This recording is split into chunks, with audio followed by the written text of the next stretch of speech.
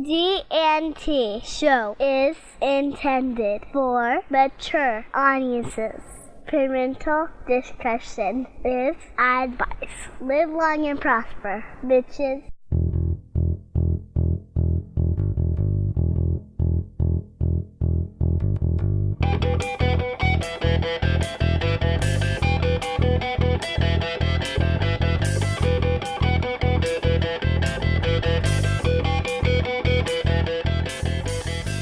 Are friends with benefits? Speaking of having a good time, Terry. Mm-hmm. Dayton broke the G&T show. This is now the David Mack Appreciation Hour. You assholes.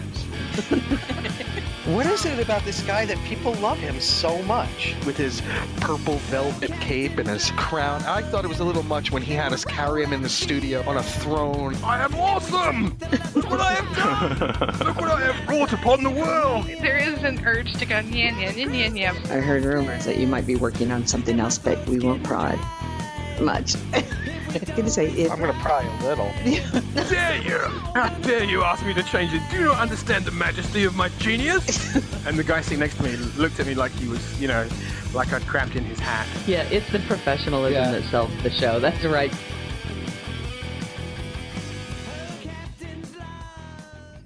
And welcome to another G&T Supplemental log. This is Gettysburg 7. Welcome. And there she is. Look at her in her evening opera gown with the white gloves, looking lovely as always. Terry. Good evening, everyone. And in his big Klingon painted-on tux over the armor is Ceridium. Kapla! I look spiffy. You do look spiffy. You're very dapper. And our guest this week is the Boomer Sooner himself.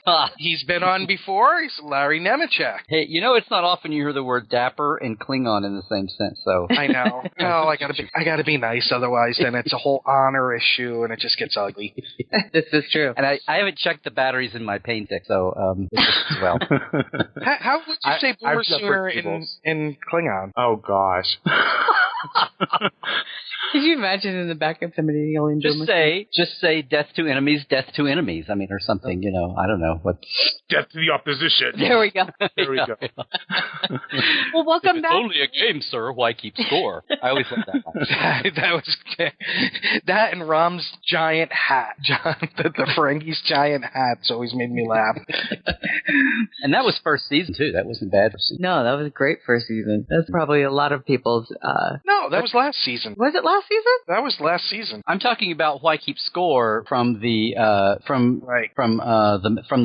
when they invented Precy Squares for the first time, and their team is about to leave at the station. In what? In 1100110110011011. That's right. Yeah. See, he does it again, folks. The Trek guru himself. That's why we have him on. I just threw enough numbers in there where if I remember the exact order, isn't it 100110001? No, 11001001. Oh, forget it. Jesus Christ. Something like that. I could fix it in post. Yeah. And people love the binars. Have you noticed that? Well, they're cute. Yeah. It was a cute idea to cast little ballet dancers. It reminded me of having the short women be the Telosians in the cage almost. Oh, yeah. Which, reading Mark Cushman's These Are the Voyages, that was really interesting to read about that. Have you read that, Larry? I have. This is a Vegas story. I was going to go over and do a vid chat with Mark for Trekland, and because they sent a book over. And then I was temporarily parted from my camera for most of Sunday. I was scared that it had been ripped off, but it wasn't. It was my own stupidity. Oh, no. But I had about 4 or 5 nice interviews lined up for Sunday, and I didn't do any of them. But Mark and I are going to get together soon. So, no, and I finally dug it out of the packing box just this morning where it had gotten packed when the move. So... just so our listeners understand, Larry has just undergone, one of the most traumatic things that anybody can go through, and that is, a move of a home. So he's kind of rebooting, so to speak. Yeah, rebooting, because it was home and office, and I guess what really gets me the home is easy. It's all my office stuff and finding. Are you still living out of boxes and suitcases? No, the home stuff has gotten settled. It's been like over a month, and furniture and main stuff is fine. I mean, the frou-frou stuff, like nothing is hung on a wall yet, and still kind of like we're still kind of do that. But my office is. I was tweeting pictures. I was calling it Box Forest because people are like going, are you really going to get all this in here? And I'm like, there's no shelves up. There's no shelves. There's like 3 or 4 different kinds of shelves. And then anyway, it grew it. So I went from box forest to, I said I'm worshiping at the font of the god Ivar, because of those shelves. We had a million Ivar shelving pieces from IKEA. And It's like Kramer. It's all levels and shelves. There's no, I don't know if anybody remember that when Kramer redid his entire apartment in levels and shelves. He takes a pack of playing cards to mark his path so he can find his desk and find his way out afterward. That's, if you saw any of my tweets, I did a couple of those. It was kind of that bad, but and then I did have like the computer functional as fast as I could, and online, and then. But anyway, the last week it's been a great move. So yes, I'm still here. Right on. Yay. Here we're queer. Wait, wrong cheer. Well, whatever. Yeah, but anyway, yes, getting there. Well, I want to say, I think it was just under a year ago, maybe, that I remember speaking to you, and there were little rumblings that you might be working on a big secret project, which we are all very happy to see has come out now, which is amazing Star Trek Stellar Cartography reference library. So what kind of feedback have you been getting so far on this one? Because I can't imagine that you haven't been getting anything but yay! Oh, yeah. Well, that was my reaction when it came up, because I've been preaching about the need to the big Star Trek nonfiction. I mean, if I think it was, you talk about, original fandom, or you talk about different niches of fandom going underground, I think good old Star Trek nonfiction had been pretty much, trampled there the last few years, like in the aughts. The novels were cranking out just fine. Right. But there was, the good old, the things that, like when you were a little kid and had even like the blueprints and tech manual and things. And we had a lot of the stuff through Voyager and DS9 and Next Gen. People love Mike and Rick's tech manuals for different things, and different people have done blueprints. But in fact, it really got, we've had reference books like My Companion, and everybody's done a companion book, and the encyclopedia. The straight on like reference stuff has been there. But my head, okay, let me back up. My head had to get retwisted. It really made me stop and think, and I still have to. I think I've touched on this in a blog, and maybe I need to write about it again, and maybe I've talked about it on some podcasts or things. But it really made me stop and think. It's not, this pendulum swinging is not just about, do we have a series in production? Are we in a movie only time?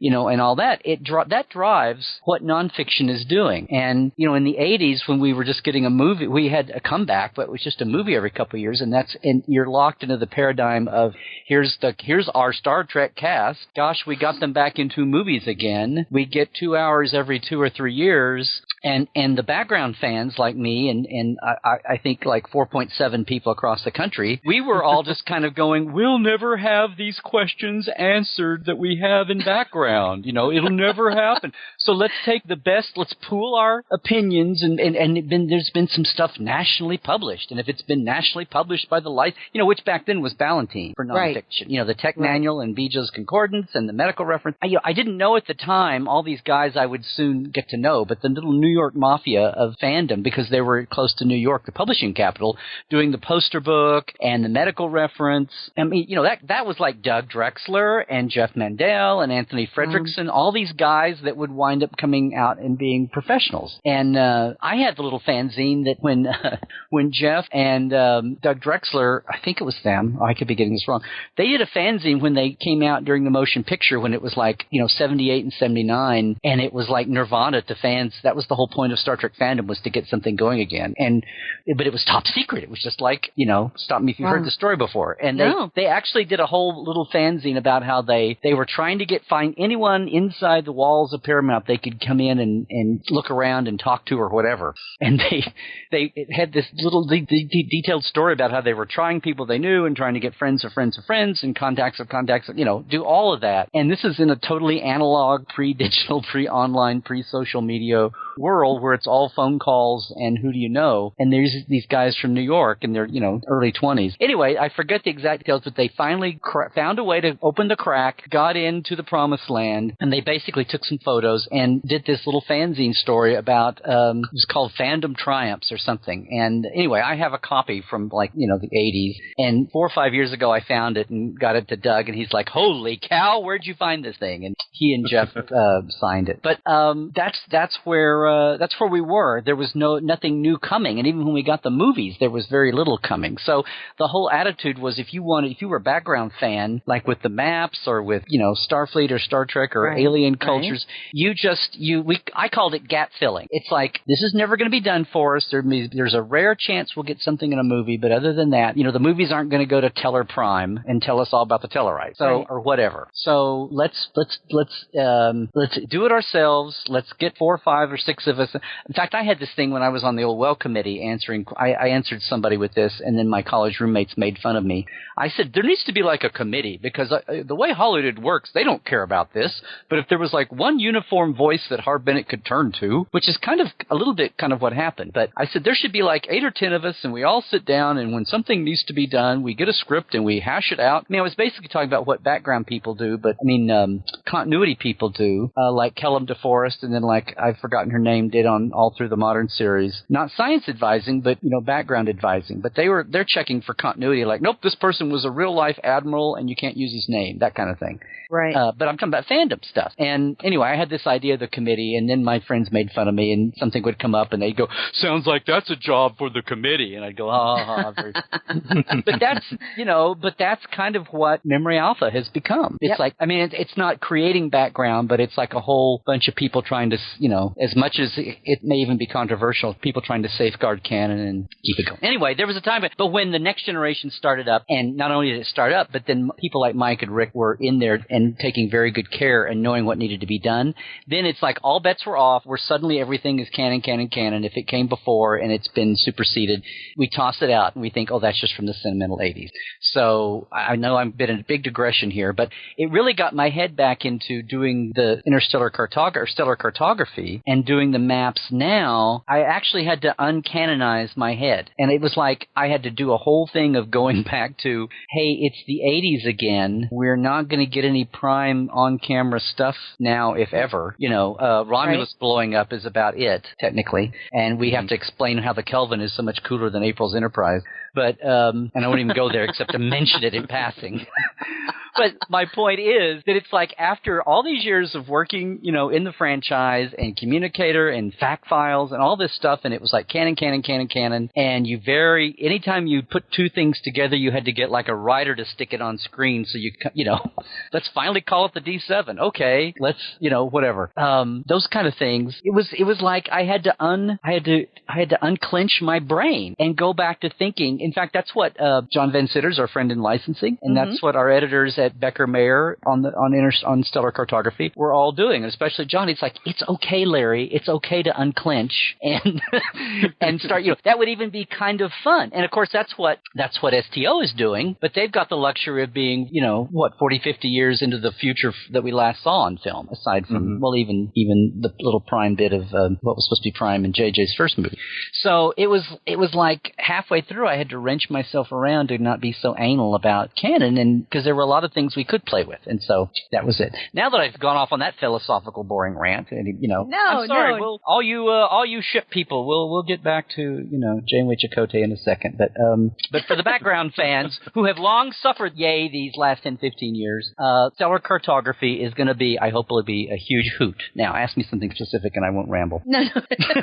I'll ask you something specific. Well, part of the reason why I brought it up to begin with, and why I'm personally so excited about having the Stellar Cartography book come out, is because it's a new reference book.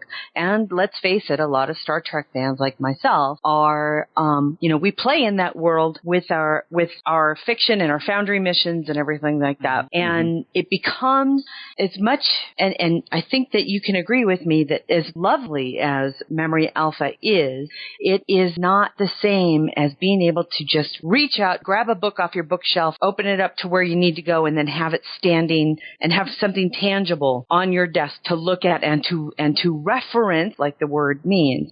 So the Star Trek star charts have been impossible for people to find unless they're ripped up, and people are selling pages of them now. It's pathetic. So to see that a new you mean like the 2002 book? Yeah. Oh, maybe I should. I've got a couple of extras. Maybe I should. You would not believe what they're selling for. Yeah, eBay's selling them now. I think the cheapest one I saw was about $50. Okay. And that, but I know I have seen people who are selling Individual maps.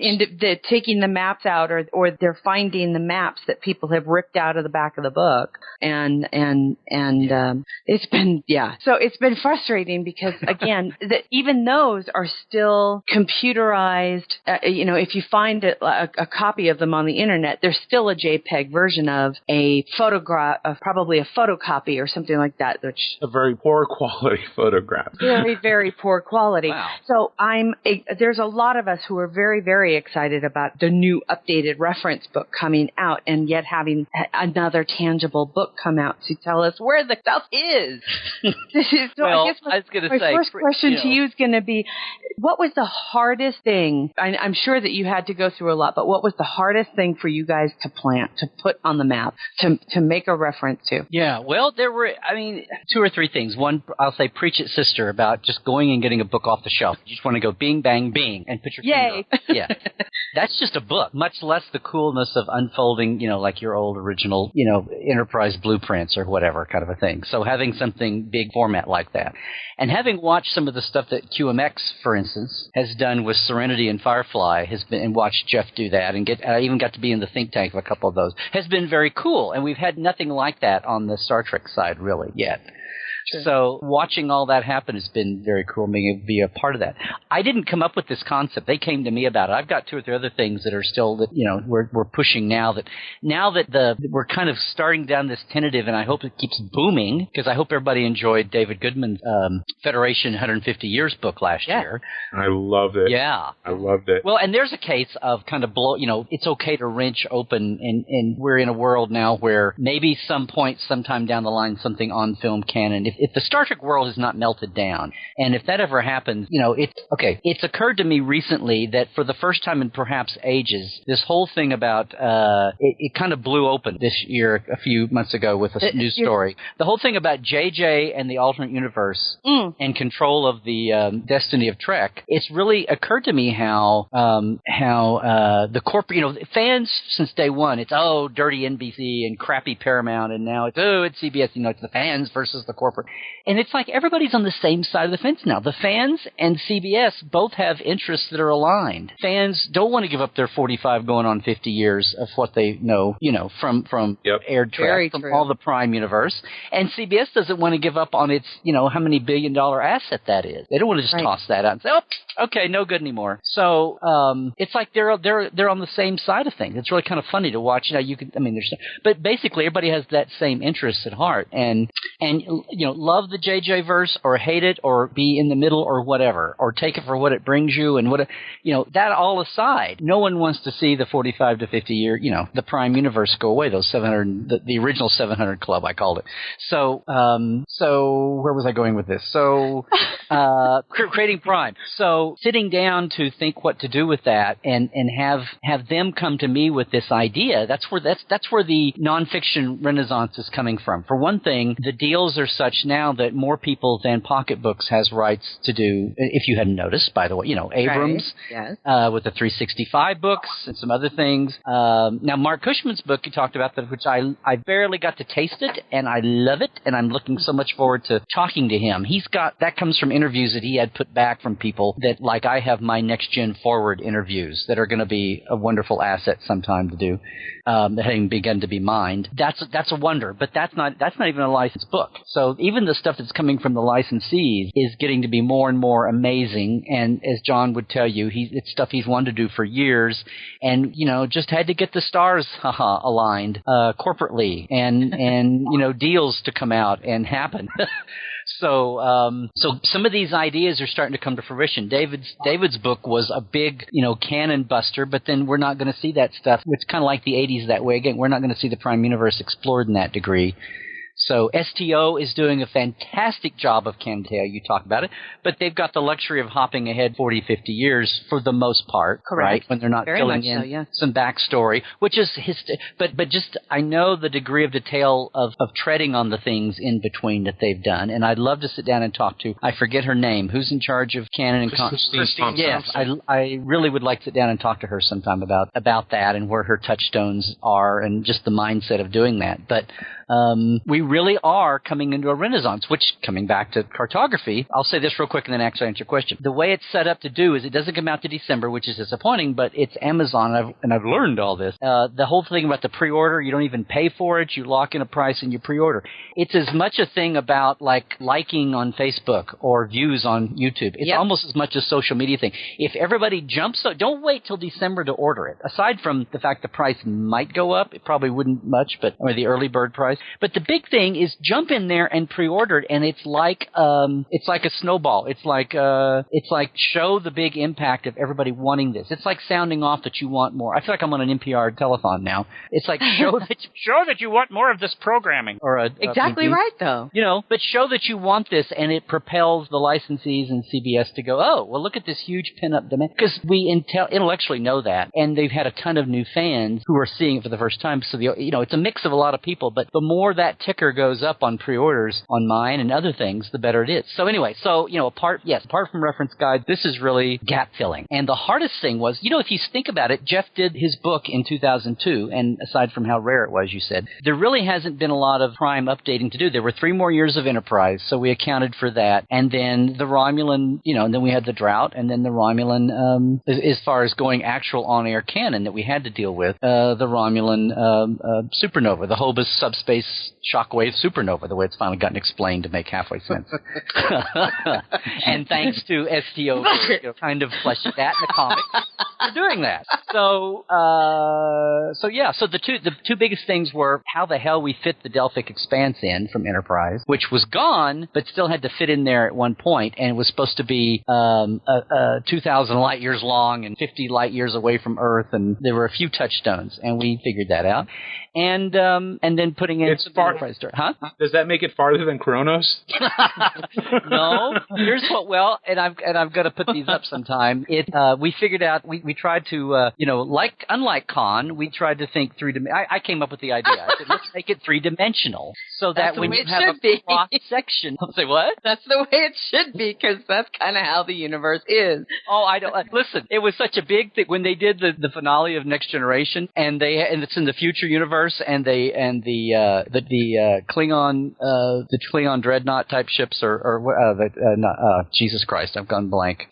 Someone's going to shoot me. When the big Klingon that they made the future Klingon and then brought it back in DS9. Oh my God! You can tell I haven't been doing daily drudge work for fact files in a while. Anyway, somebody will jump in on it. When they had the 2 Klingon future ships attacking the hospital ship, and then they had the future the 3 nacelle Enterprise D come in, they were so thrilled to bring it in like at a 90-degree angle and have it shoot a hole right through the. It was like, look, we get to break the plane and have a 90-degree.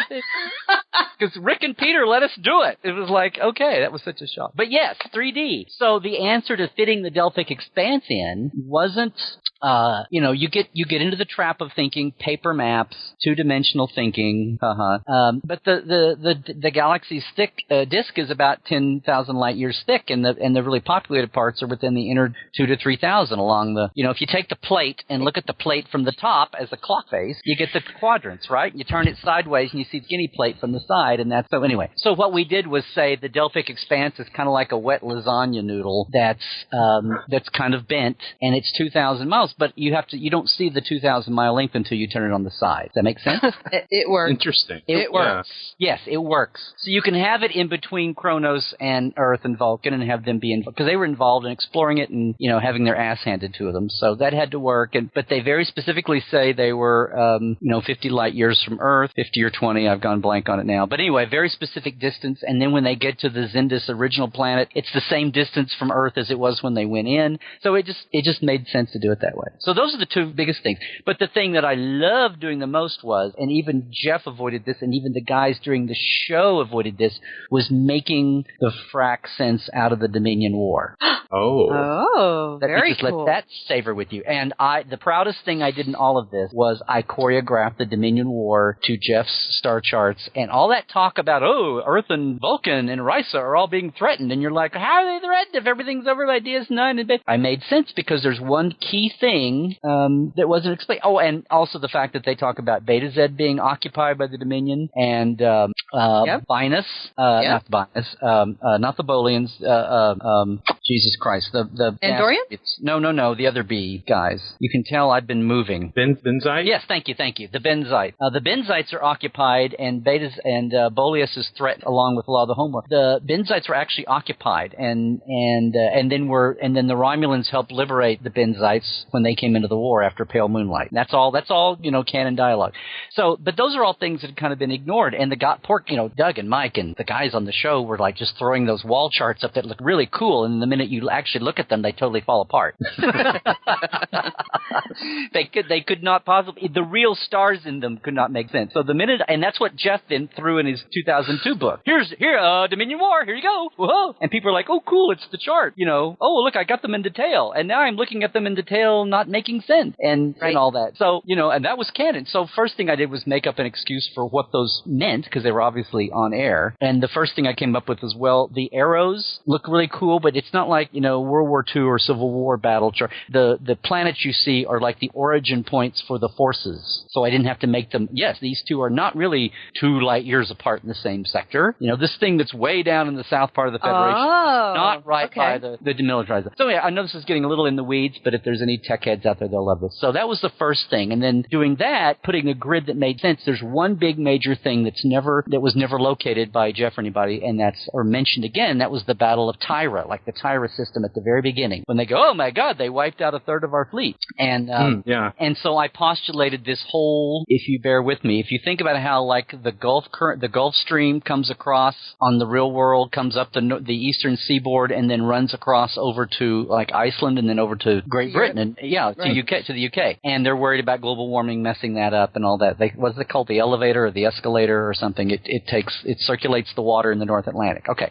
If you take that basic layout, forget water part of it, but if you take that layout, I kind of came up with a northern front, and Tyra is like halfway across. If you go up to where the Ferengis and the Zenkethi are, Tyra is up there, so that it was kind of like a thrust. It's like when Hitler first invaded Soviet Union, he had 3 major fronts. One was St. Petersburg, and one was toward Moscow, and the southern one was toward Stalingrad. And they all had various degrees of success. And if you think of it that way, this was like the northern front, and they had a really good stab across, and when they lost Tyra, it was like, oh, now they're coming in on the north end of the home worlds, and that's how they got close to the Benzites, and they came close to the Bolians, and yada yada.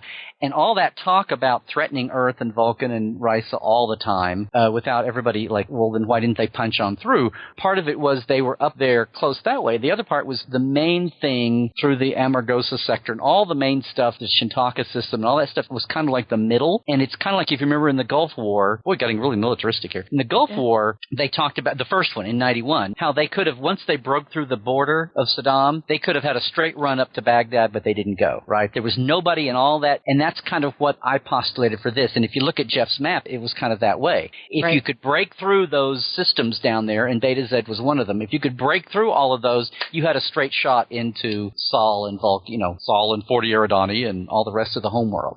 And they never could break through that totally to make that home run, that dash to the Federation homeworlds. They never got that. So anyway, those are kind of the major tenets I came up with to make it make sense. And then when you do that, and then it was fun to go back and chart all of Damar's, rebel bases and, a lot of stuff like that. So there's one chart for the Dominion War that kind of, and then the section in the book. And that was the part that it was a challenge, but I was like determined. But a lot of this had kind of evolved over the years of people going, what do we do with the Dominion War? And and making sense. So that was it. So the updating was a piece of it, and those were like the 2 or 3 main things. But the other cool thing though was the concept, kind of the liberating concept of part of this. Well, go ahead, Nick.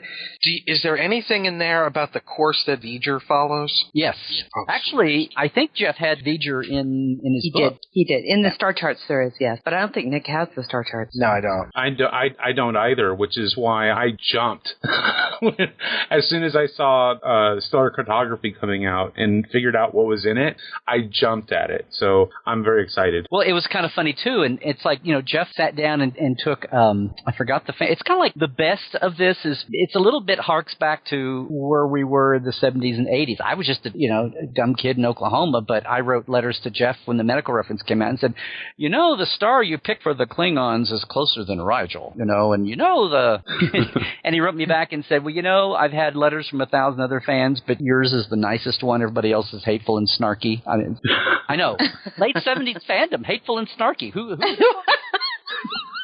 You're that kid from Galaxy Quest. Yeah. Except anyway, that's another show. Well, listening there's to a your line there at the end when they're getting him through the ship that I wanted him to, when they have that snafu, I wanted him and his friend on the phone to go, no, that's the 75 version. You've got to get the 82 version where they fix that or something. Anyway. You got to get the red cover where they had. But when we were talking before the show, I was definitely I had this thought to come to my mind that it seems like fandom is very cyclical, and that we are now entering this cycle again where we're all anxiously awaiting a new show, and it's like, are they going to give it to us or not? And based on what you just said, again, that cyclical nature of this fandom seems to be coming around again. It's like as much as things change, they stay the same. I mean, I've already gone through this barrier of, I thought, okay, well, half of what I know and own is like old and moldy, and who cares? And you have to stay new, current, which is hard to do when like the production of Star Trek is like 1/100th what it was at one point. But it's like, no, that we've got. I mean, the one thing the JJ movies have done, and then lately. The one interview I did get away with from Vegas was a girl saying this again, but I've had a couple at some of the cons I've been to this year, some at Orlando at MegaCon.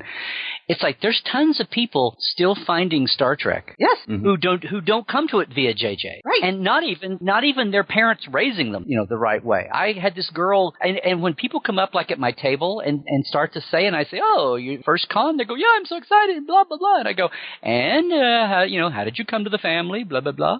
And they start to say, I go, wait, it wasn't from 09 and STID, and they're like from JJ's, and they're like, no.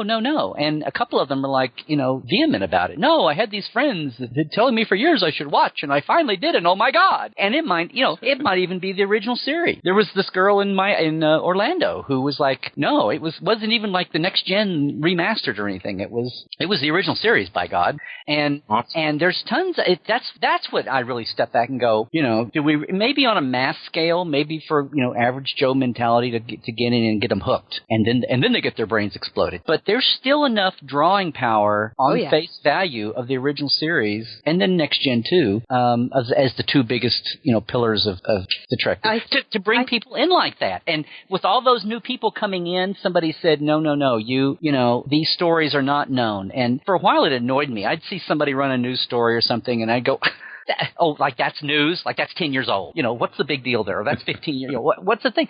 And it's like, ease up, because there's tons of people that don't know these things. Right. It's new to the new people. Yeah, I call them the Tumblr generation. and the reason and it has nothing to do with gymnastics. No. It has everything to do with Tumblr, right? There is an internet generation out there who is now sharing their passions and their fandoms, and fans are finding friends and then finding interest in those friends' shows. And I think a perfect example of that is a show that for years a lot of us didn't really know about, but has taken on a life of its own, especially because of the internet and the way that it's shared between its fans, and that's Supernatural. Star Trek is kind of experiencing something similar in those lines, where the fandom is sharing with other fans of other genres.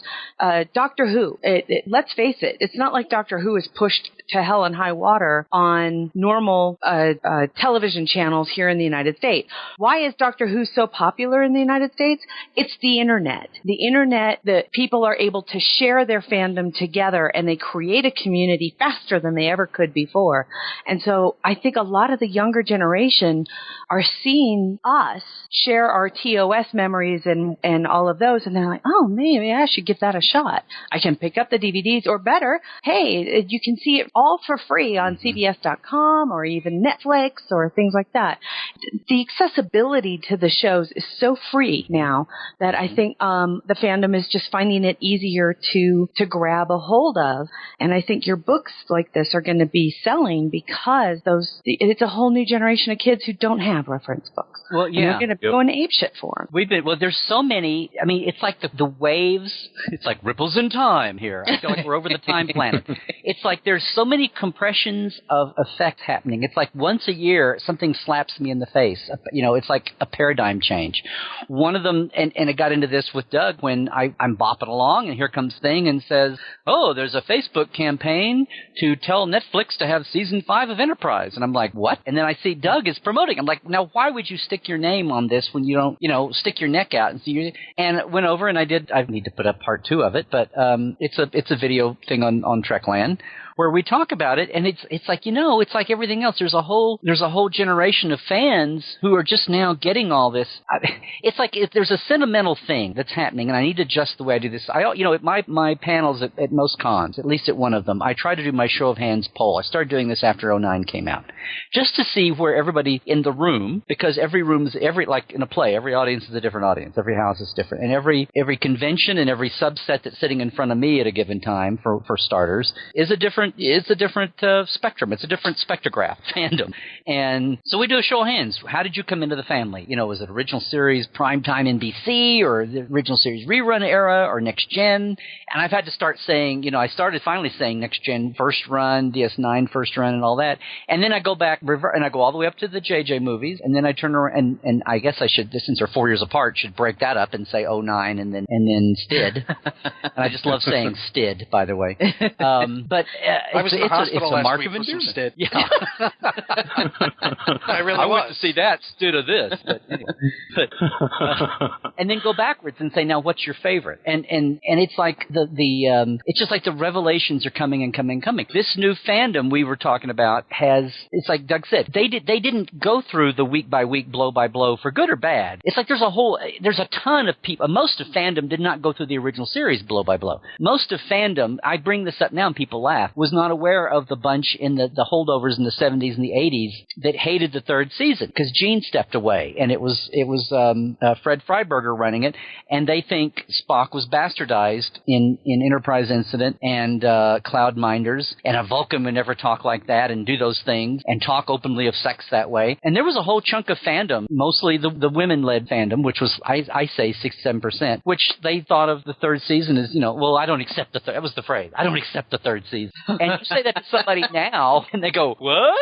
And I mean, people are a little more aware of the faction that wouldn't accept Next Generation, even though it was Gene doing it. It's not Kirk, Spock, McCoy. How can you call it Star Trek? It's not Kirk, Spock, McCoy. And I mean, that was, the biggest paradigm buster, boy, I'm saying paradigm a lot, blowing up was the fact that Star Trek was not just these characters on this one ship. It's this whole sandbox universe Gene has. And that's what, so not only is fandom exploded, but again, Paramount and now CBS are, have something to rub their hands over if they're smart and go look at all these corners we could explore. So when it's at a low point, the suits and the people around town who see it as a franchise, I mean, it is a meme of thinking that, well, what do we do to fix Star Trek? We go back to the roots. And that's fine, and everything that came out from that's come out from that. But if you stop and think about it, here's the last compression wave that's hit. 2006? That's like the Kessel Run ago. That's like 12 parsecs ago. I mean, that thinking is so, we're finally come around to the know what we need is another series. And these movies are only what they are, good or bad. These movies are only 2 hours, 3 or 4 of them, 3 or 4 years apart. What I was saying at the beginning, and people thought I was being down on them, for what they were. I was like, no, I'm just talking about the format, guys. We need a series. And I see fandom coming back. The best thing about blogging is that, I mean, all the years I was doing the magazines and fact files, I didn't write this shit down. And now I wish I had, because I could point back to it. But now at least I can point to it and go, see, I was saying this then. And people kind of woke up to that and gone, oh, okay, well, like it or hate them, it's still not a series. And, whatever they're set in, it's still not a series. So that's the thing. But again, the thing is like, Star Trek is best in a series. Well, that's what it was created to do. Right. And not just that you should be stuck in that, but that, cranking out a weekly thing with characters and social commentary and cool gadgets. That's what Star Trek is, on all of that. And hopefully having good writers writing, the little morality plays and having a cool cast and cool characters to do it. And having something going on all the time and not this mystery drip crap of a movie, where you have to wade through it and then you finally, wake up in the morning and, oh, that's what it looked like? Okay. Oh, okay. But I don't know what the hell that metaphor came from, but we're changing so fast, and the internet is leading that. And these waves. I mean, the first thing I noticed was, as Ira predicted, what you were talking about Netflix, and the accessibility of these things on the DVD sets, and then the Blu-ray remasters for the ones that's come to so far. What's been the biggest series that's seen a turnaround? DS9. And when I do my little polling, it comes out. There's way more people that say DS9 is their favorite show now than ever said that's what brought them into the Star Trek, franchise watching. That's what got them watching the Star Trek at all. And I always predicted that it was being neglected in its own time. And now it's like what Doug was kind of saying is there's a whole generation of people already that were not there week by week on Enterprise watching it be abused and being bumped for hockey on Channel 62 UPN. In Poughkeepsie or whatever. And there's a whole generation of people that don't know they're supposed to hate Enterprise. Yeah. And you can still talk about the flaws. There's the second season got to be very thin on the storytelling. But there's a whole, if they're fresh-faced and new, they don't know they're supposed to like it the least, And anyway, it's like these things are coming on. And Terry, what you were talking about with just the way the world is, all these things are like keep having concussive effects on things. And it's like if you've been around, it's almost like being a liability of being around for a while with the franchise. It's kind of like you have to unlearn or be savvy. And that's why the biggest thing of all was 10, 12 years ago. Everybody was like, well, what's the internet going to do to Star Trek and conventions and blah, blah, blah. And it's amazing how, and that was just websites and email days and now social media.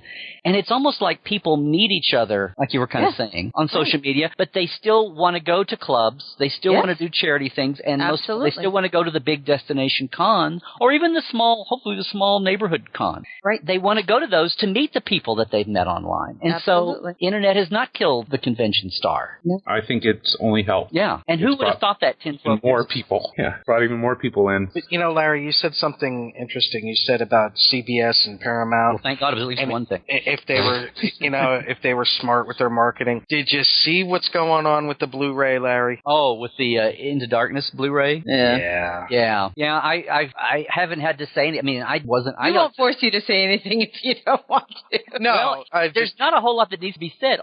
Forget Star Trek's, websites and blogs and podcasts. The mainstream, the mainstream DVD Blu-ray release world blogs and sites and news are lambasted. So forget, even what fandom is saying. So I mean, I remember they would do when they really got into the. I know we don't say bonus features now. You're supposed to say VAM. That's the trendy hot buzzword. Value added material. Yeah, value added material. Look at Mike. Hey, I'm up on my lingo. Ooh. Actually, that's a term that originated with Batman 60s. VAM! It's a combination of, it's when they would take the Batmobile out and it would accelerate and then explode. It was a combination of, vroom and VAM together. So, I remember it would hit something. Anyway, that was the initial use VAM. But there was a time when they would experiment and they'd have say 6 features on the original DVDs and then one would get farmed out to Best Buy, or something. And people were pissed about that, but so few people knew about it. It wasn't like, okay, we're doing 10 things and there'll be 2 on the actual disc and, 2 of you get a VAM and 2 of you get a different VAM and 2 of you get a different VAM. But it's all content that everybody wanted. Yeah. But here's the thing. it's okay to talk about it because it's raised such a stink in mainstream world that it's like no one cares what fandom's saying. They've already been lambasted, by that. And I read somewhere where somebody's take on it was, this is one of those things when you have the committee, the team meeting and something everybody takes off on a great idea and the group speak and the group think takes over and then after a while 6 months later everybody comes back and goes, how the hell did that happen? It's like do the postmortem and that may be what people are looking at now. So it's like a camel. How the hell did that happen? Yeah. Yeah. But here, but the saddest thing of all, since nothing in Star Trek is ever recycled, it's really sad that nothing could ever be done about it. So I do have a question. Star Trek continues. Any chance that we'll be seeing you play McCoy again? Yes. And I've blathered so much here, I've messed up your transitions. But yes, thank you for saying that. We're actually going to shoot. We got the next script for the next one. I knew the story has been in germination for a long time. We have the script for the next one. We're shooting at the end of October. Oh, awesome. I loved the first one. Yes. The next one, I don't want to say too much or Mon Capitan will shoot me. But bring in Vic's Dr. a pussycat. No. If you don't want to see Dr. Mabinga take over sickbay,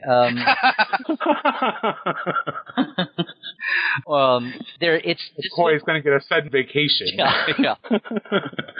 It was a pretty set. Well, he had to look after his daughter. Yeah. Yes. But I'd love to do a Joanna show sometime. But maybe get back the original Dorothy's original Joanna episode. We have the story document or I do anyway. Had the original story document for Joanna. There you go. Fred Freiberger didn't think there was enough age gap between Kirk and McCoy for them to look at for McCoy. For those who don't know what we're talking about, the origins of space hippies. This is amazing. The origins of Way to Eden started off as a Dorothy Fontana show called Joanna, whereas you got McCoy's backstory about him having been divorced, and nowhere is it mentioned that he's called Bones because his ex-wife picked his bones clean. It's because of sawbones, the term. Right. Anyway, he has a daughter in her mid-20s named Joanna that he had very, very young with his wife when they were married, who became a nurse and went into medicine. And she shows up, and guess who she gets? I mean, there's a shared mission or something, but she gets the hots for Kirk, or Kirk gets the hots for her. And the whole point of the show was to suddenly take Kirk and McCoy, and instead of having them be, jovial, great friends and drinking buddies, occasionally separated by a political issue or a way of going at something, suddenly it's... Not with my daughter. Yeah, not with my daughter, you don't. And Fred Freiberger thought that Kirk and McCoy were perceived to be too close in age for McCoy to be Dad's son, or for Kirk to be a cradle robber or something. So it got turned, Joanna became Marina, and it became Chekhov, and it became a totally different story. But the backstory of Joanna survived, and now that the animated series are back in the good graces of canonizing again, Joanna is mentioned in animated series. So anyway, so it's still there, and it would be lovely to have that back. But no, this is not about anything about Joanna. Now that we've run through all that, this is not a sequel show. No, I'm telling the truth. Really, don't buzz me. It's a standalone show, but it has lots of elements. In fact, it has one very strong element of series canon. We even there was even an internal, it's a very strong thematic message, so people that love little social plays, and there was even one in Pilgrim of Eternity about forgiveness, and was the subtext of that, which a lot of people, it wasn't just a rehash of Who Mourns for Adonis or Adonais. And I definitely appreciated that. Yeah, good. And but this is a standalone show, but with some very familiar elements and very familiar aliens that people will enjoy. And there got to be a loggerheads over what to do because with an issue from Enterprise. And I'm not taking any, obviously I had like one little bit to do with this, but we could talk about it in detail, I can point it out. But I was very proud to, as I do with my columns and everything I approach canon with, was able to do a canon fix and go, guys, we're talking about 100 years difference between Enterprise and the original series, and came up with some little bit of texture. I said something, and then I finally came to the end of my little spiel, and Vic said, not only do I love that, Larry, but it sounds like a very McCoy thing to say. And then lo and behold, I get the script, and my bottom line thing was a McCoy line. Yay! So I was like, oh, that feels good. That was interesting. So, it's so meta. So, so there you go. So no, everybody is back, and this is more of as much as Mike Forrest was amazing in Pilgrim Eternity, this is a little more guest role driven episode. So anyway, it's going to be a lot of fun, and again, very, very thematic. And you got me thinking, is it Andorian? No, don't start. Don't even start. Well, I've already said too much. No, because I'm thinking, okay, Enterprise Andorians were a big part of Enterprise. What? We're just dissecting. We're Trek fans, Larry. What do you think we're going to do? And the cool thing is, I think I talked myself into playing another bit part in this. So. Oh, interesting. Yeah. Well, I just wanted to say that I had watched STID like a week before Continues came out, and I was disappointed. And then Continues comes out, and I watch it, and the first thing that I said was, if anyone wants to watch Star Trek, don't watch STID. Watch Star Trek Continues, and it is right on the head. It is Trek, and I I really appreciate the work you guys are doing on that show, and I can't wait to see the next one. So keep up the great work. Well, I will take all of your kudos in stride, although it's Vic's baby and the team he put together, starting with Matt Busey, who was the DP, who we used to talk about duct tape and baling wire back home. We didn't. I mean, we had a junior cranes like at the end when they do the pullback off the bridge. You know, when everybody's standing in their it's a very token, wonderful little ending scene feeling when they pull back. We were able to do stuff like that. So it wasn't like we had nothing to play with gear wise, but they lit those sets, and I mean the guys in Kingsland, and it's shared sets with the Farragut, I should say. They're teaming up to use the co-improve them for both the shows. But it's the team that they put together, and I was a late comer to that, as I probably said a billion times. And speaking of stellar cartography, I had just gotten the word of when we'd be starting it, and it would be a very compressed schedule and all this. And that's when Vic called me to be McCoy, and when Chuck Huber couldn't do the shoot, and I was like, great, just don't have it be in January. Yes, it's in January. I'm like, oh God. So I watch it, and I feel like I'm looking a little tired. So and not to take away from me or anything else, and certainly not the rest of the show, but I mean me personally when I'm being hypercritical of myself.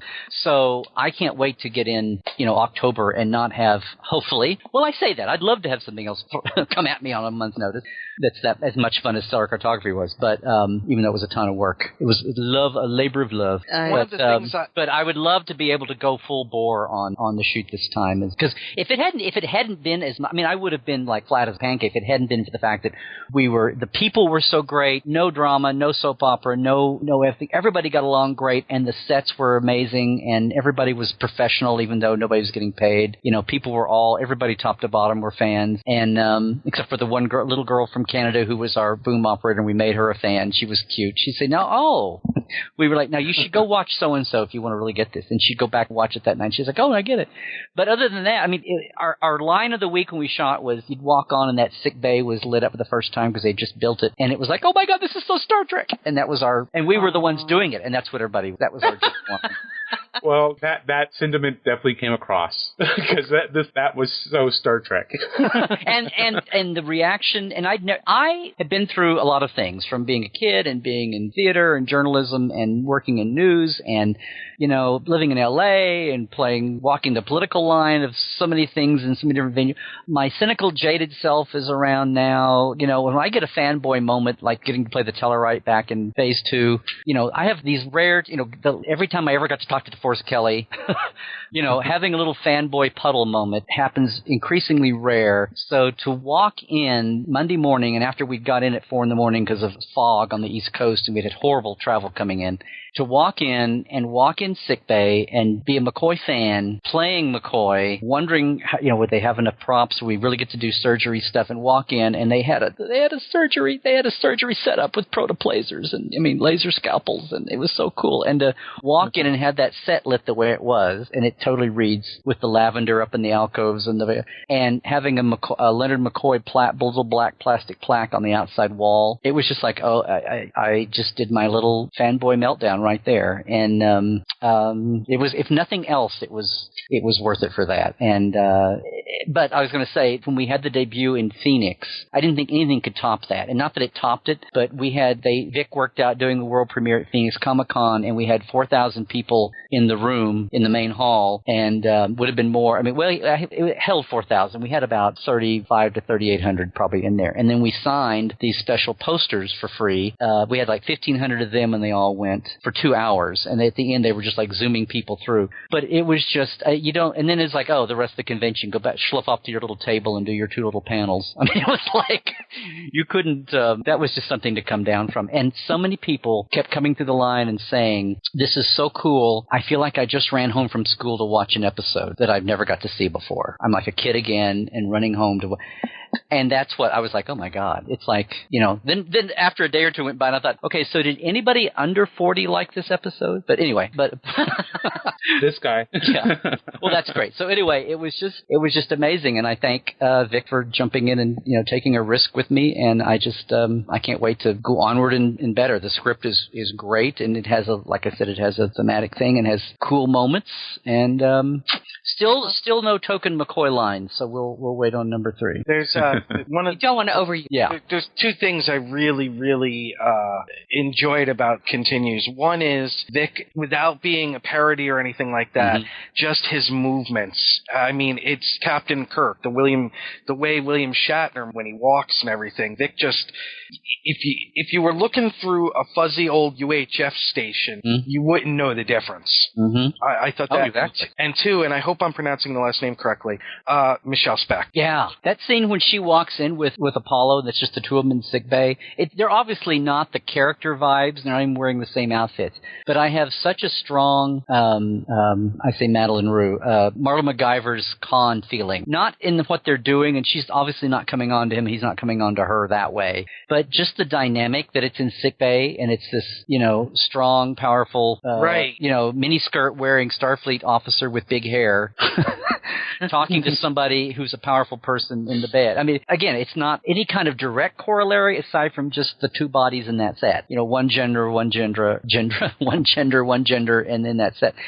And it was like, well, it's just that they embody that space and those costumes and that vibe so much. And I was thinking that watching them film it, much less how it looked, on camera later on the thing. And no, Michelle's incredible, and she wears the 60s look very well. Yeah, it's amazing. What an amazing production, y'all. I know. Y'all have I know. there. I'm so excited for you. I just hope we can. I mean, I don't know why we can't, but it's like, the scary thing is it's hard to not have sequelitis, So here's knock for Micah that everything, goes as well. I don't know why it wouldn't be. It's the same staff. I was going to say, and if you guys aren't rushing it, if you're just doing it, and I don't think that's going to be a problem because there's too much love for the original source material. Well, and Vic, one thing that any of the fan films, all of them have trouble since it's people, it's a weekend project for people, including not just the actors and the film crew, but then all the post people, visual effects, and people get busy on their real jobs and they can't do something. And the fact that it was nice having the deadline of Phoenix, which was Memorial Day, but we filmed that in mid-January and it was done by end of May. So here's hoping that, because part of it is Vic is a go-get-em guy too. So part of this is if we shoot this in October, hopefully it'll be done. And I know there's been some conventions approach us about being the next world premiere site, which is exciting to do. So hopefully, again, we'll have a, 5-6 month at most turnaround and it'll be out. The plan is, and I don't think I'm spilling any beans here, the plan is, and, don't hold me to this because things happen, but mainly because sets are in southeast Georgia, nobody wants to be shooting in summer. And the reports we're getting back from the guys who are going over and working on the stages now are perfect proof why. It's like back home in Oklahoma, it's like 90 degrees and 90 humidity, or 95 and 95 or something. But plan is to shoot in like October and February or something. Yeah. So, but to try to do 2 a year and then clump them on the cooler end of the year to do that, just for everybody's body sanity. So we'll see. And they're madly looking for there was a story contest. I don't know how fast the one that won is going to move along. There's 4 or 5 main ideas that are popping around. Vic talks about, and people have their some of them are sequels. Some of them I've always wanted to do the story where we blah blah blah, and then some of them are original things. So I had submitted a story, and I wanted to mention that the fact that we did hear that there was a script competition. And do you know if they're planning on doing more of those? Because I thought that was a lot of fun. I don't know, and it's really funny because God bless fans. It was really funny how it came out. And there was one point where Vic said, God bless our fans, but some of these are not very good. And I go, from Michael Pillar's, it was the same thing they went through on the shows when Michael opened the script door policy and people got to submit spec scripts, and 95%, they weren't all the bonding by Ron Moore or, 90%. That is one of my favorite parts of, I think it's Trekkies, when Brannon Braga's talking about the open scripts and the one guy who, it was the Ensign Smith or whatever, does this and that, and of course the guy wanted to play Ensign Smith. Right. Well, it's the Mary Sue Vanzine story. Right. Oh yeah. I mean, that's just exactly how it is in fan fiction too. You want to read Yeah, you want to be the main character, yeah. It was very cool that just like everything else about Trek, it was funny how the script, contest was mirroring a standard, and like I said, God bless everybody for getting their stories down and sending them in. And you don't see me writing, we pitch stories a lot and had our one sale. And we're proud to be ripped off on one or two more. But you don't see me, penning scripts right and left. So, anybody that jumps into that and does it, power to you and God bless them. But it was fun to watch even that part mirror real canon Star Trek. So what other projects are you working on, Mr. Larry? Besides surviving the moon? Well, yeah. I mean, you're like one of the busiest people we ever speak to at any time. Well, it's this year has been insane, and thanks to John and Becker Mayer for coming at me to do the stellar cartography map book. I always try to make sure and tell people it's maps book because it's 10 posters, and then the book, you get it, and you're going to go, well, this is a scrawny little book. Actually, it's tons of text, but... We don't care, we want the map. I know the map. Like I said, I fix a lot of... Oh, here's another thing I fix. And God bless my friends at Memory Alpha, but they are so, map-wise, they are so onto this thing about the quadrant layout and about how the system that Mike Okuda came up with, starting with the price in the third season of Next Generation, the 4 quadrants, and you take the clock face of the galaxy disk and do it into force, and it's alpha, beta on the bottom, and then gamma, delta on the top. And everything ever done since then, whether it's been in a book or on screen or anything, they're stuck on that 3D view that they used in the first season behind Remek's head in Conspiracy and used in Keiko's classroom once or twice, which never has any quadrant label. So, bless them, they're always going on about how, because in the Dominion War in DS9, they always talked about the alpha quadrant powers, and they referred to the Romulans and Klingons, that how the Romulans and Klingons can't be in the beta quadrant. And so all the intention of the creators, plus what has been on screen, including Jeff specifically doing the Voyager chart maps the last couple of years of Voyager when he had the power to do so in astrometrics,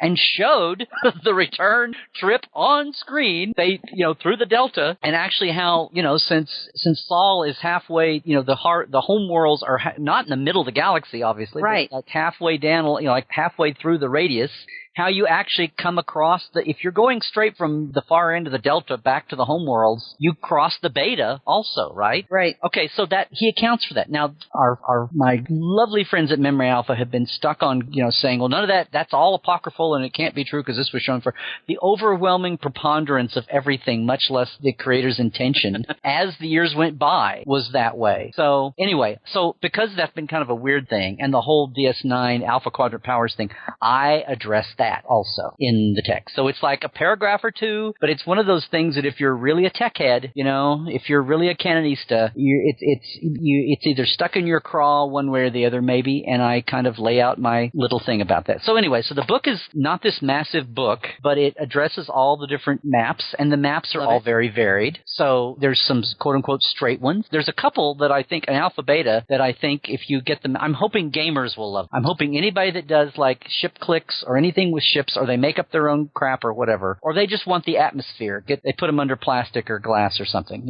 are very cool. Hey, you were talking about what was wrong with Jeff's poor book when they were lumped in book. Aside from people, ripping out the maps, trying to scan the damn things and put them together, we get around that. But also, there's like a key guide. Yeah. There's like an A1, B7, A9. Look, right Cordan, because you're always like going, where is this? And it's like you have to go to Memory Alpha, find their little inclusion on the page, and then it gives you the page, and then you go back to the page, and you're trying to find where on the page it is. And if it's something obscure... So that was one thing I said we have to put in, for at least the quote-unquote straight maps, we at least have to put in a border guide. So we've got like letters down one side and numbers across. Very cool. Oh, beautiful. It's the simple thing, yeah. And an index in the back, I hope? Well, the indexes are on no, I don't think there's any. We were very limited. We like crammed text. They barely let me, thank Janet and Jean in this thing. I mean, it was like the pages in the actual book, because the thing you get is a clamshell thing that opens up, and the outer 2/3 on each end, when you unpack it, have 5 maps and 5 maps, and then the book sits in the middle of the package. So that's that. So the artist, Jeff did one big, huge, I call it the National Geographic map, which has everything in it. And then Ali Reese and Ian Fullwood did the other two. Ian did all the straight modern-ish day maps. But I say modern day. One is the Romulan War, like highlights of the Romulan War done by Starfleet's Information Service 2 years after the Federation's founded. So it's like it's still the 2160s. So it's very recent. And you still have the graphics of Enterprise era labeling and everything, but it's just a couple of years afterward. And it does use, and here's one thing we had a major choice to do. About the only time I ever got into this, I was really torn, talk about canon gap filling. We know bare bones about the Romulan War. We know it ended with the Battle of Chiron. You know, we know that 2 or 3 things happened. Earth was somehow attacked in some way, and what? A couple things. So David had fleshed out some battles and done some things in his book, in his Federation book. I know the guys, the Pocket, David and Dayton and some of them had done their Romulan War books.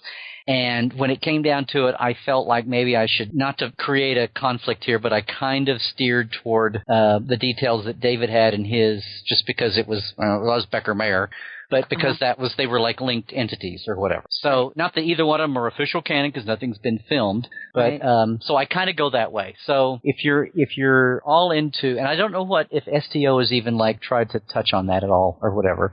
But as far as the Romulan War is concerned? Yeah. No, because everything in STO occurs after Romulus and Remus blow up, so... No, right, I know, but I'm talking about if you ever do any, like, deep background story points. Oh, I don't think Michael did that in his book. I think the only thing that the Path of 2409 that Christine did the outline for, and then Michael Martin, I believe it was, who did the book. Michael Martin did the actual novelization of it.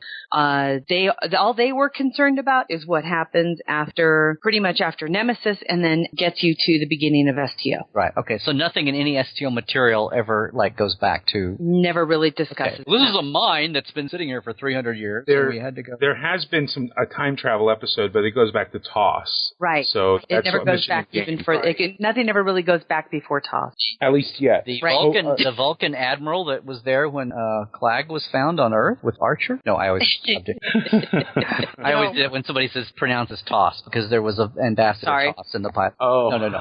I still insist on saying TOS, but okay. Starfleet Mom. I'm lazy. Starfleet Mom is with you on that because she yells at me for saying TOS all the time. Because I want people to. I just want us to start saying "tung" and "nine" and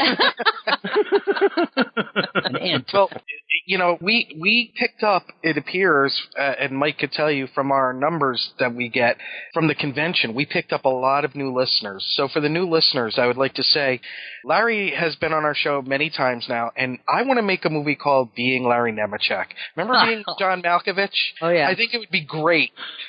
Because your head is like, my God, there's so much, and like, I have to go on, look everything up, and you're like, yes, and then this, and then that, and wow. I mean, it's all right there. Isn't it amazing? I know. Wait, well, now, come on. The Internet's a wonderful crutch, guys, of the last few years.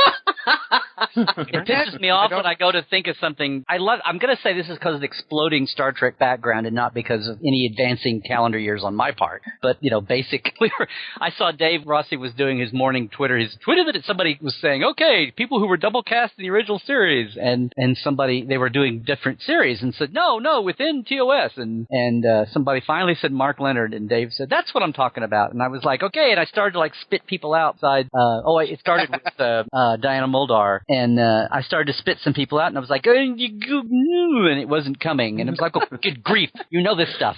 So I actually we had to look it up. So don't count your chicken brains before they're hatched or something. I don't know. Well, and you've mentioned, that you're a pretty prolific tweeter. As a matter of fact, the other day it was funny watching you and a friend of ours, Captain Shiny Pants, when she discovered that you were from Oklahoma. It's funny to watch people totally, just bond over. Well, you're Star Trek person. Oh my God, you're from Oklahoma.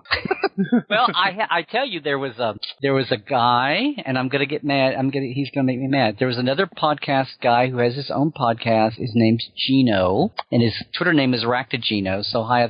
But he was asking me where I was going to be at cons. We were tweeting, and he says, "Where are you going to be?" Blah blah blah. And I said, and SoonerCon back home. And he said, "Oh, I'll see you at SoonerCon." And I was like, "Oh, wait. It's a small con. Don't travel a long way." And basically, it was it's like, it's a long way from Yukon to Oklahoma City. I'm like, oh, it's like the idea that there's people in Oklahoma doing, decently good Star Trek podcasts was kind of like blew me away. It was kind of like a reverse thing, but it was very cool. This whole wow. Now I can understand if you said that about Utah, but Oklahoma, come on.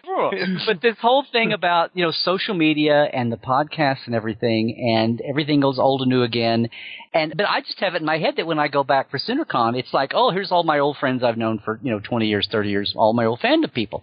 And what was weird about this year, one of my oldest friends, Leonard Bishop, who's now kind of the guy, he's the con father of Central Oklahoma fandom now in SoonerCon. They have buttons that say the con father with the little Mario Puzo Godfather logo with the hands and the parrot, the marionette sticks. Oh, yeah. Anyway, so I looked at him this time because over the weekend there were because I took Star Trek Continues and premiered it, and I was there and we did a thing. I got to take it and we had it on a big screen there. But I've been saying the last 2 or 3 years because there's a big indie film group. So doing Con of Wrath, guys, Con of Wrath is still. Yeah, there it is. Donation page. But I mean, I kind of put it back with everything else. Kind of put it on a back burner, but we're still very much working this year. But I was saying I want to get to know more of the indie film people here in Oklahoma and some of these other things. I don't want to just lean on the people I've known for 20. There's a lot of exciting new kids and the cosplay people, and they had their whole costume contest, masquerade, and cosplay things. They got Bernina of Oklahoma City, the sewing machine local affiliate, to sponsor totally anything having to do with costuming and masquerade. So they were sponsors, and they had a booth in the dealer's room and did a crafts thing, kind of like Mary and her crew did at Vegas.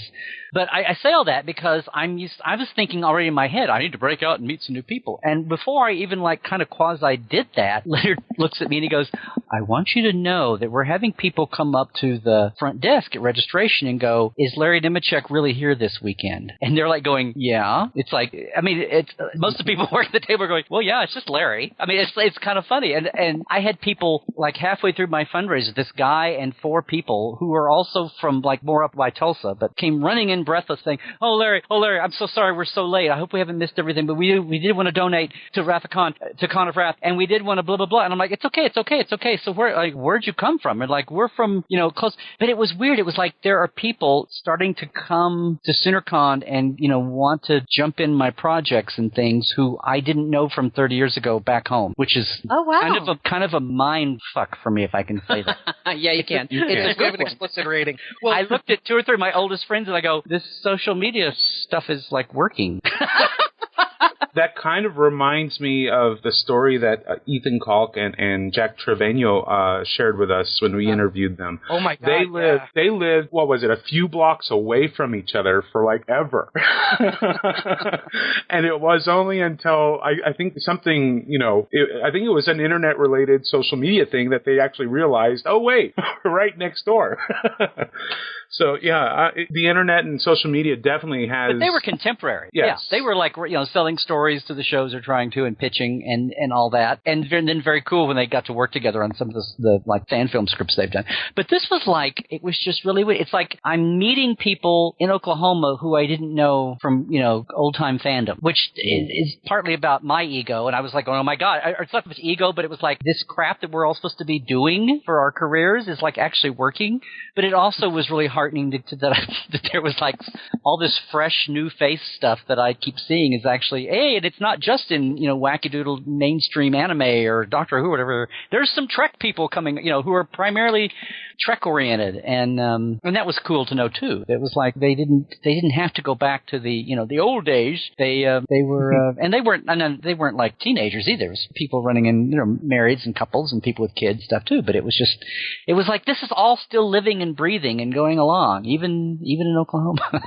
I'm going to get in trouble for saying that, but it was just very. It's wow. I'm used to going around the country and meeting people and having people only know me through my work, but it was very cool to have that happen back home, quote unquote. And then I think, well, you've been gone 19 years, dummy. It's not this is going to not happen. But anyway, it was still a cool feeling. Yeah. I just realized this week what Tulsa spelled backwards is. Yes, and if you drop the S of Slaughterville, it becomes Laughterville, which I didn't realize until about 4 years ago. But that's it's a total non sequitur. As everybody that spells it in their head and then goes backwards. Like I have all the no, seriously, go look up Slaughterville, Oklahoma on Wikipedia and know that that's where I grew up before it was incorporated. But anyway, out in the if there's such a thing as rural suburban or suburban rural, that's the quintessential thing. And just one more shameless plug, I did my CD, my Trekland on speaker last year at Vegas, and I debuted another one this year, only with everything else crowding out for attention, it kind of got buried. Oh. So I don't even have a page on my website is broken. I mean, you can go to my website, but I can't access it right now. So I haven't, and with the move and everything, I haven't put up a page, but CD2 is all about All Good Things, the TNG finale. And, very cool. It has Michael Piller and Rick Colby, both of whom Rick Colby passed away last year. He was the third most prolific Trek director ever, and has his German accent, which always would come through and talk like this, Larry. They used to call him the Colonel, but and also Ron and Brandon talking about All Good Things. And it's number 2. It's out of my my archives that I've got to get digitized for the plastic cassette tape turns to dust. And it's been very under-heralded, so I did want to mention that. What I told one guy is go to the page where you click on the link and you can order the other one, the first one. And if you just, in the note field, if you just say, it's the same price, if you just want to say this is for number 2, for CD number 2, I'll send you CD number 2. So there's my workaround for now. And, and then the cool new thing that I've not even put up yet, but that's my project for the week, is selling off a lot of my collection and archival stuff, scripts and production memos and set plans that I've glommed onto over the years or whatever, rather than feel like an oily used car salesman, but be able to point people who care. I'm going to do a Facebook page. I have the logo and the name and everything. It's called the Trekland Trunk, and basically I'll have it so you go and join the page, and then I'll put little notes about what's on eBay or what I'm just doing on the page. Perfect. There, and then I won't have to litter up everything else and feel all smarmy and oily for selling stuff. Oh, that's cool. Exciting though. That's cool. So if it's not there now, I don't know how soon you're going to post this, but within the week there'll be a Trekland Trunk, and I'll tweet and Facebook and everything else about it too, and hopefully get everybody to announce it. Although, like I said, it's like this love-hate thing where I love sharing stuff. I don't mind getting the money for it, but I just don't want to feel so smarmy. So no problem. I look forward to seeing what you got. Exactly. Yeah. I mean, a lot of the stuff I wanted for the information anyway, and I didn't. It's like, this kind of become, and I don't. It's not so much expensive. It's a lot of little things, not big ticket things. But a lot of the stuff is like I'm scanning it just to digitize it, just to have it, and then turning loose of it. So I've got some first drafts of pilots and finales, and very nice. Yeah. So anyway, so there's that too. So Trekline Trunk, look for it too. And you said busy. Somebody looked at me over Vegas and said, "Have you had any fun this weekend?" And it was really sad. That's why I was like, I'm not going to do this again. Right. And I did get to see about 10 minutes of Carl Urban. I didn't get to meet him. Chris Doohan was going to introduce us, and then Chris didn't get to meet him, and then I didn't have enough time to figure out a dance to get in a very correct, proper, and friendly way and go in and introduce myself. So I didn't get to do that. But yeah, it's 2013, kind of an amazing year on the good and the bad and the ugly and in between. So we were happy to see you for just as we were happy to just kind of touch base with you at the convention. Yeah, well, that goes two ways, Jerry, because you guys were running a mile a minute. Yeah, we were, and we're still discussing how it's going to go next year as well. But it's been so much nicer to be able to sit down and talk with you today, to kind of catch up on all the crazy stuff that you've done over the past year, and to be able to continue to support you in all the projects that you've got working on. So, again, Larry, thanks for joining us. Well, thanks, and I do what I can to support you guys whenever I can, too. So, yeah. And don't forget October 12th, big day for the Sooners. Oh, yeah. Well, what? OU Texas, right? Yeah. Okay. I had to stop and think. It's really sad, though, when I have to sit down and, do a crash course and cram on. I have to read my Barry Trammell from back home, who I used to work with, and anyway, get caught up on my stuff. I was like, do they have a quarterback? Did they ever get a quarterback? So, anyway, I was very happy with the first game, even that was pay-per-view. So yeah. I figure if people can put up with my tweets and they're not all Star Trek, some of them are political, if they can put up with the Will Rogers and the political stuff and then they can survive football, they'll, I don't lose too many followers, I think, so they can indulge me. Well, I may be throwing a wager your way for the 28th of September. Which is that Notre Dame? Yes, it is. Oh, okay. Well, I grew up in Notre Dame. Well, I grew up Roman Catholic, so I had to forget Nebraska, forget Texas, forget the Aggies, and I mean the OSU Aggies. There's one college in all of the country that's near and dear to the true historical Sooners' heart, because and the other thing that's great about OU football is it overlaps Star Trek with the number 47. Did you guys know this? I did. They don't. What was it, Terry? Well, isn't it the year? No, it's not a year. It's the longest winning streak in American college football. Oh shit! You told me that last year. Damn it. OU under Bud Wilkinson in the 50s, the great 50s team, and the last team to beat OU when the streak started, and the team that ended the streak was the same university, Notre Dame. I've only been to one. Huh? In my lifetime, I have been able to get to South Bend to go to one game to one live game, and it was against Oklahoma. And they made up for it for years. They would beat Notre Dame in all the years Notre Dame was down, and then I don't even know what the record. I know it's got Notre Dame won last year, or they didn't win last. They did it at home and away. They did because Notre Dame was undefeated going into the national championship game. Right. Yeah. Oh, that's right. It was a national championship title year, so it was okay to lose to them. But anyway, so anytime it's like you don't think about OU and Notre Dame because it's not like USC Notre Dame, and now that Notre Dame's in a quasi-ish conference-ish thing, But a true old OU fan knows all about the OU Notre Dame connection, and even though it's a random game late years down the line, that's still in the DNA somewhere. So okay, we'll see. I'm not going to get rabid about it, but it's still there, and it's a 47 overlap with Star Trek. I love it. My jaw literally dropped. It was only like 4 or 5 years ago, and I went, "Holy crap! I never even knew about it." Yep, until I was like unpacking books, and I came across somebody wrote a book called 47 Straight, and I was like, "Oh my shit! Okay, look there." Well, again, we're going to tie things up here. So, Larry, thanks again for joining us. Nick, Mike, do we have any other announcements before we end off our wonderful conversation with Mr. Larry? How about if we just ask Larry? Larry, why don't we go through a list of how people can find your stuff? LarryNemecek.com. There you go. LarryNemecek.com is the basic thing. TreklandBlog.com. Conofwrath.com is a page at Larry Nemecek. And then Larry Nemecek's Facebook. Larry Nemecek's Trekland on Twitter. On Facebook. Boy, I'm just brain dead today. Larry Nemecek's Trekland. You want to do a take two? Take two. So LarryNemecek.com. You can spell Nemecek. You can do anything. TreklandBlog.com is the direct link to the blog and all my videos and all that. I have a YouTube channel, but I don't, if you look up switching to visual, it's there.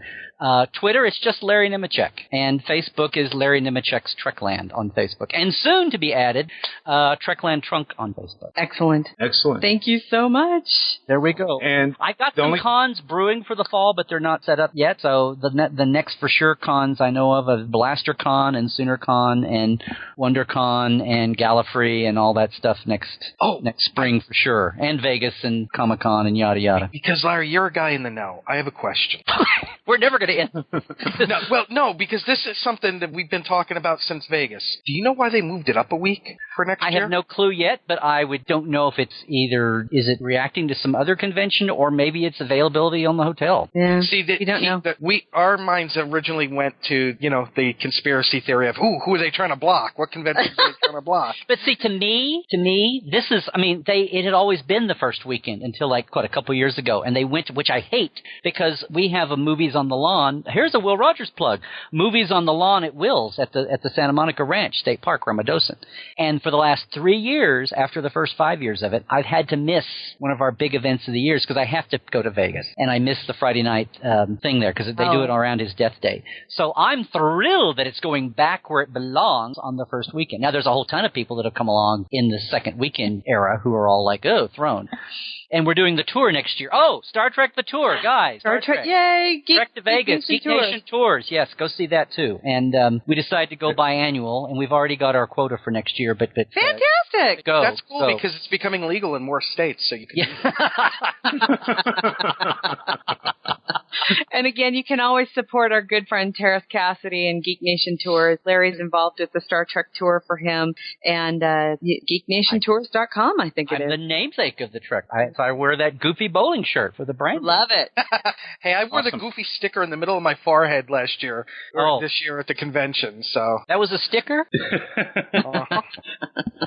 Before we go, I want to remind everybody to get Larry's new book, Stellar Cartography. You can pre-order it now on Amazon and probably other booksellers as well. And So the Amazon price right now, you guys, is pretty damn good. So, yes. And what's that lock price? it in. $46.77 the last time I looked. Oh, it is? I got mine for $36 something. Oh, well, for a long time it was $47.99, so I was like, Right easy on. to go. And I got an email in, but apparently it finally, for any of your British listeners, it just went on Amazon UK finally. So Wait a minute, you had to pay for one? not right now. just run up that counter. Don't ever pay for it. Just run. No, I'm kidding. No. Pre-order it. Help out the Star Trek nonfiction revival boom. There you go. Yes. Yeah, we need more of it. Thanks again, Larry. Have a great one. Hey, you too, guys. Thanks a lot for having me on. Kapla. Joel on true. Peldar Joy. G&T Show is a busy little beaver production. Music for the G&T Show is provided by Warp 11, Grethor, 5 Year Mission, and Andrew Allen's Smooth Federation.